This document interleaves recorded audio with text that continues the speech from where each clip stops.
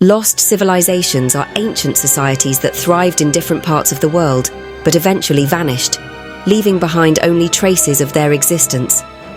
These mysterious cultures, like Atlantis, the Indus Valley Civilization, and the Maya, hold clues to humanity's past achievements, customs, and lifestyles.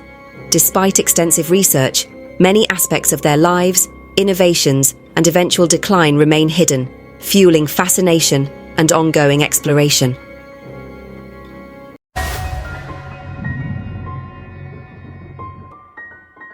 The Maya civilization. Long before the dawn of ancient Greece or the rise of Egypt, an incredible civilization was emerging in the deep, mysterious jungles of Central America, the Maya. Their story, rich with achievement and shadowed by struggles, tells of a people who built grand cities, developed sophisticated knowledge, and ultimately faced conquest and collapse. Around 40,000 BCE, bands of ancient travelers crossed a frigid land bridge connecting Siberia to North America. Slowly, over generations, they migrated southward, searching for a climate with less harsh winters, abundant hunting grounds, and thriving plant life. By 10,000 BCE, these early peoples reached what is now Mexico's Yucatan Peninsula. Here, they found lands teeming with life, forests rich with animals, waters full of fish, and rocks harboring precious stones like jade and obsidian. This bountiful environment was the cradle in which the Maya civilization would be born and flourish. As centuries passed, early communities began experimenting with agriculture. By 6000 BCE, they had mastered the art of farming, particularly maize, which provided steady food supplies, and laid the foundation for more complex societies. With an abundance of food, population numbers grew, and villages turned into bustling communities. By 1500 BCE, the Maya entered what is known as the pre-classic period, a time when their small tribal villages transformed into chiefdoms governed by local leaders. Trade networks emerged, linking the Maya with other cultures. The Maya exchanged goods, ideas, and spiritual beliefs with groups like the Olmecs, adopting their gods, ceremonial practices, and even aspects of their art and architecture. Their cities expanded, with towering temples and grand public spaces. The construction of La Danta, in the ancient city of El Mirador, marked one of the early peaks of Maya achievement. Rising to 236 feet, La Danta was one of the tallest structures in the ancient world, an architectural marvel surrounded by dense jungle. But even as they built these monuments to their gods, warfare became an increasing part of Maya society. Powerful rulers sought to expand their domains, and rivalries formed among city-states. Maya warfare was intense and ruthless. Kings led their warriors, armed with fearsome weapons such as spear throwers or atlatls, clubs, and axes. Battle was brutal, especially in the dense, uneven terrain of the jungle. Raiders sought wealth and power, seizing captives and looting treasures from neighboring cities. These prisoners were often sacrificed to appease the gods, a ritual that was deeply woven into Maya beliefs. Blood was seen as the ultimate offering, and rulers believed it was their duty to ensure the gods were properly honored, especially in times of crisis. The rivalry between the city-states of Tikal and Calakmul became legendary. These two powerful centers vied for dominance, and their struggles spanned generations. Though Calakmul ultimately gained the upper hand, the ongoing wars, coupled with environmental stressors like droughts and soil depletion, pushed the Maya civilization to a breaking point. By the 9th century, many of the once great cities in the southern lowlands were abandoned. It was the end of what has come to be known as the Maya Golden Age, a period of unparalleled cultural and intellectual achievement. As the southern cities fell, new centers of power emerged in the north, especially in the Yucatan Peninsula. Chichen Itza rose as a dominant force, its strategic location allowing it to control maritime trade routes that stretched across Mesoamerica. The city flourished and became a hub of cultural exchange, where ideas, goods, and art flowed freely. But Chichen Itza's prominence was short-lived.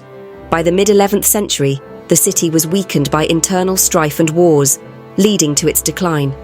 Without a central power, Maya civilization slowly fragmented, and their cities began to slip into obscurity. In the early 16th century, a new and more dangerous threat loomed on the horizon: the Spanish conquistadors. In 1527, Spanish forces invaded the Yucatan Peninsula.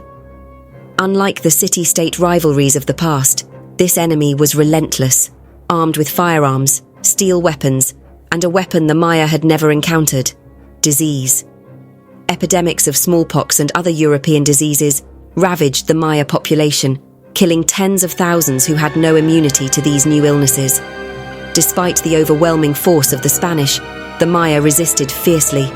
They held off the invaders for years, retreating into dense jungles and mounting counterattacks. But disease, combined with the brutal tactics of the conquistadors, devastated the population. By 1546, nearly all Maya lands were under Spanish control. The Spanish sought not only to conquer, but also to erase the Maya way of life. Ancient codices, filled with knowledge about the Maya's history, beliefs, and sciences, were burned by Spanish priests who viewed them as pagan relics. Sacred temples were defiled or torn down, and the Maya were forced to abandon their gods in favor of Christianity. Entire libraries of Maya knowledge were destroyed, erasing centuries of their wisdom and cultural heritage. Yet the Maya spirit survived. Though the civilization as it had once existed was gone, many Maya people persisted. They kept alive fragments of their ancient culture, traditions, and beliefs, blending them with the practices forced upon them by the Spanish. Today, descendants of the Maya still inhabit Central America, preserving their language, arts, and customs as a testament to their ancestors' resilience. The Maya were more than just builders of pyramids or inventors of calendars. They were survivors, a people whose story spans thousands of years, shaped by both astounding achievements and unimaginable hardships. Their legacy remains, a civilization that rose and fell in the heart of the jungle, but left an enduring mark on the world. The Easter Island civilization. Easter Island, a place of mystery, wonder, and haunting history. Known for its towering stone statues, the Moai, this isolated paradise in the Pacific holds a tragic tale of survival, resilience, and downfall. Today, we're going to dive deep into the eerie, unsettling story of how this once thriving society seemingly vanished. Get ready, because the story of Easter Island is not just about statues. It's a warning. Imagine it's over 1,000 years ago. A group of Polynesian explorers has landed on this lush, isolated paradise. They find an island filled with towering palm trees, flocks of exotic birds, and fertile plains. This place is perfect, a land where they can settle, grow, and flourish. They name it Rapa Nui. For years, they thrive. The Rapa Nui develop advanced farming techniques, build a complex society, and come to master both land and sea. But, for reasons lost to time, they begin an extraordinary project: the Moai statues. Standing at 13 feet tall and weighing up to 14 tons, these stone giants require immense effort to carve and move. How did they do it? No one knows for sure. But what we do know is that building these statues required resources, lots of them. Resources that kept the people of Easter Island alive. As their society grew, so did their needs. According to one theory, the Rapa Nui began practicing slash-and-burn agriculture, clearing vast sections of the forest to make room for crops and to provide the wood they needed to move the massive Moai. At one point, there were as many as 16 million trees on the island. But by the time Europeans arrived, it was barren, nothing but rocky soil and bare earth. Imagine the terror as the last tree fell, knowing that without wood, they couldn't build canoes to fish, couldn't make tools, couldn't fuel fires. It must have felt like the end of the world. Yet, there's another theory, one that's even darker. Some researchers believe the forest didn't vanish because of human activity. Instead, they think the island was the victim of a different kind of invader: rats. When the Polynesians first arrived, they unknowingly brought stowaways with them. These rats quickly spread, devouring the seeds of palm trees and preventing new growth. The trees died out, not from human hands, but from the relentless gnawing of rodents. And as the forests disappeared, the soil began to erode. Food sources became scarce. and the people of Rapa Nui were trapped, victims of an enemy they couldn't see. And then the Europeans came. In 1722, Dutch explorer Jacob Roggeveen arrived on Easter Island. He reported finding around 2,000 to 3,000 inhabitants, struggling to survive. But if the Rapa Nui thought things were already bleak, they had no idea what was coming. With the Europeans came disease, smallpox and syphilis to name a few. The Rapa Nui had been isolated for centuries and had no immunity to these foreign diseases. By the time British explorer Captain James Cook arrived in 1774, the islanders were a shadow of their former selves, ravaged by sickness and desperation. The final blow came in the 1860s, when Peruvian slave raiders targeted Easter Island. Nearly 2,000 Rapa Nui were captured and forced into brutal labour. Only a handful ever returned, and those who did brought with them more deadly diseases, wiping out entire families and villages. But what about the Moai? As resources dwindled, some say the Rapa Nui people began to resent the very statues they had worshipped. Blaming the Moai for their suffering, they toppled some of them, gouging out their eyes and leaving them to rot in the earth. It was as if they were trying to bury their past, their gods, their failures. In their desperation, a new religion arose, the Birdman cult. The people turned to a new god, Make, hoping he would bring them salvation. Each year, young men would risk their lives in dangerous competitions, swimming through shark-infested waters to retrieve the first egg of a sacred seabird. They believed that whoever returned with the egg would become the Birdman, Make's chosen leader, and that he would bring prosperity to the island. It was a desperate hope, born out of unimaginable hardship. For centuries, people believed the Rapa Nui turned on each other, warring over resources and even resorting to cannibalism.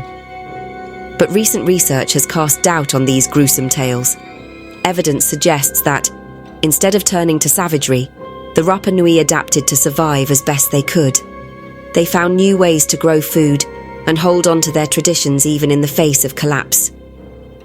Easter Island is a haunting place, a silent reminder of what can happen when we deplete the very resources we rely on, whether by our own actions or by forces beyond our control. What caused the fall of Rapa Nui? Was it the trees, the rats, or the horrors brought by European contact? Maybe it was all of these things combined. One thing is certain.